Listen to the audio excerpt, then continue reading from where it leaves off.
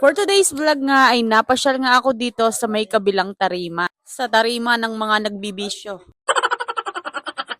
Meron nga pala ditong surplus Japan na nire-rebuild. Medyo mahina na nga din kasi yung chassis. Kaya ayan yung cowl baklas na, yung makina at yung chassis ay nakahiwalay na. Medyo mahirap nga itong project na napunta sa kanila. Dahil kailangan pa nga nilang i-rematch itong cross member. Wala pa nga daw silang nakitang gumagawa nito dito sa Bulacan. At mga Pakistani nga lang daw yung nakita nilang gumagawa nito at sinearch lang din nila sa YouTube. Ito nga at ipapakilala ko sa inyo ang Team Kapistani. Ito ang naka-red ay si Master Carabao. At yung taga-pukpok naman ay si Master Kanoto. Pag kailangan nyo nga ng service nila, naku, huwag kayong mahihiyang mag-PM. At masisira lalo ang truck nyo.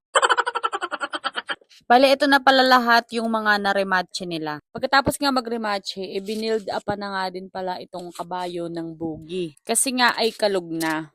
At ang gamit nga pala nilang tools ay Inco Power Tools Straight Grinder. Hoy, Inco, baka naman.